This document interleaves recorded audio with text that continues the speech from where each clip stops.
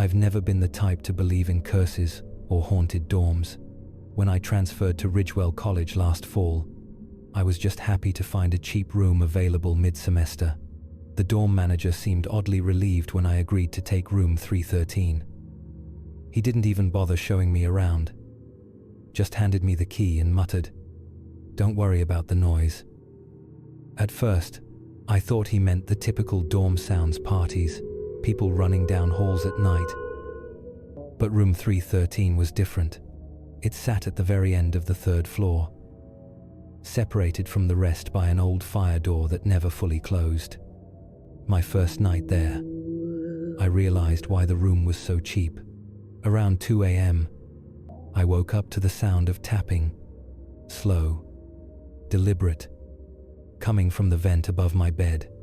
I told myself it was the heating system, but the taps followed a rhythm, almost like someone impatiently drumming their fingers. When I got up and turned on the light, it stopped instantly. The next morning, I asked my neighbor Kyle if he'd heard anything. He just stared at me for a moment before saying, "You're in 313, right? Dude, I didn't think they still rented that one out." Then, he changed the subject. I started noticing small things. My door would be unlocked when I was sure I'd locked it. My desk chair would be turned toward the corner instead of the bed. One night, I heard faint breathing near my desk. Slow, steady, too close to ignore. I grabbed my phone, turned on the flashlight, and swept it across the room. Nothing. Sleep became nearly impossible. I tried staying in the library until closing, but when I'd come back, I'd find my bed unmade and the faint smell of damp wood in the air. One night, I decided to stay up and record. Around 3:17 a.m., I heard it again, the tapping. My phone caught it too, faint but clear. Then, a whisper, my name, drawn out like a sigh. I froze. The sound came from the vent.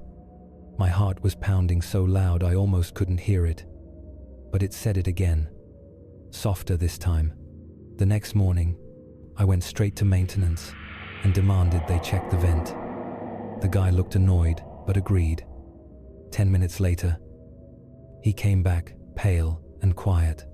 He told me the vent didn't connect to any other room, just a sealed crawl space from when the dorm was first built. He wouldn't say anything else. That night, Kyle knocked on my door. He told me the truth. 2 years ago, a student named Evan lived in room 313. He'd been struggling depression, isolation, failing grades. One night, during finals week, he'd taken his own life in that room. The school quietly cleaned it up and kept it closed for a while. Then, apparently, they started renting it out again. I moved out the next morning. I told the manager I didn't care about refunds. As I handed him the key, he said softly, "You lasted longer than the last one."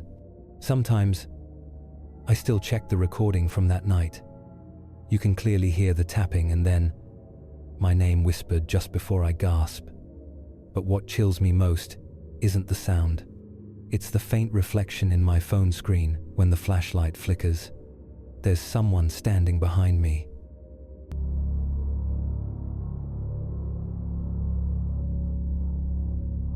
Campus was unusually quiet that afternoon. The last exams were done. The dorms half empty. Laughter and music drifted faintly from the courtyard.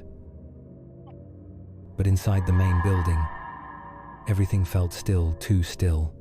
The lights hummed low, and the long corridors looked darker than usual, like the place was already shutting down for good. I'd just finished clearing out my project space in the media lab when I remembered I'd left a few things in my locker. The thought of walking through the empty academic wing made me uneasy, but I didn't want to leave anything behind. My steps echoed through the silent hallway, the sound unnervingly loud against the tile floor. That's when I heard it, another pair of footsteps. Slow, deliberate, matching my pace. I stopped, The sound stopped too. I turned around, expecting to see another student, maybe a janitor. Nothing. Just the flicker of a dying light at the far end of the hall. I told myself I was being paranoid and kept walking. The footsteps started again. Every time I stopped, they did too. The air felt heavier, thicker somehow, and my heart began to race. When I reached my locker, I tried to shake off the unease. I pulled out a few old notebooks, a jacket I'd forgotten about, and a photo taped to the inside door, a group picture from freshman year. I stared at it for a moment, smiling faintly at how much had changed. Then, as I closed the locker, movement caught my eye. At the far end of the hallway stood a figure, tall, slouched shoulders, head tilted at an odd angle, like it was studying me. "Hey," I called out, forcing a nervous laugh. "You okay down there?" No answer. The figure didn't move. I turned toward the exit, walking faster now, telling myself not to be stupid. But when I glanced back, it was gone. My stomach dropped. I decided to take the back stairwell to avoid the main entrance. Big mistake. The stairwell was dim, the single fluorescent bulb buzzing weakly. As I descended, the footsteps returned louder this time. Close, too close. I picked up my pace, taking the last few steps, 2 at a time.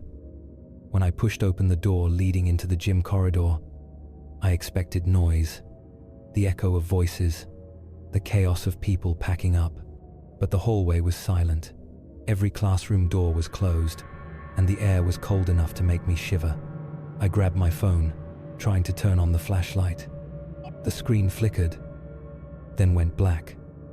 No signal, no light. Then came the breathing. Deep, uneven, right behind me. I didn't turn around. I ran. My shoes smacked against the linoleum, echoing off the walls. My chest burned, my pulse roaring in my ears. But I didn't dare look back. I sprinted toward the side exit near the science wing and froze. The door was chained shut from the outside, as if someone had locked it recently. A shadow stretched across the floor toward me. Slowly, I turned. The figure was there, closer than before. Its face was hidden beneath something that looked like a hood, but it wasn't fabric. It was darker, almost like smoke or shadow. Its fingers were impossibly long, curling against the metal lockers with a soft, screeching drag that made my whole body tense. I bolted in the other direction, desperate for any open door. My lungs screamed, my mind blank with panic. The main exit that was my only chance. But when I reached it, every door was chained, every window covered with thick black paper from the inside. The campus that had felt so alive hours ago now looked like a sealed tomb. The footsteps grew louder behind me, faster. I turned, just as the figure lunged. The hood shifted, revealing its face, or what should have been one. 2 hollow sockets stared back at me, endless and empty, like looking into a tunnel that went on forever. Then everything went dark. When I woke up, I was lying on the grass outside the main entrance. The sun was shining. Students were laughing, taking photos, throwing their caps into the air. My bag and papers were scattered beside me, like I'd dropped them mid-run. No one seemed to notice me lying there, trembling. I never went back inside. I didn't tell anyone what happened. Who would believe it? But every year, when graduation season rolls around, I dream of that hallway again. The same flickering lights, the same echoing footsteps. Only in the dream, I never wake up outside.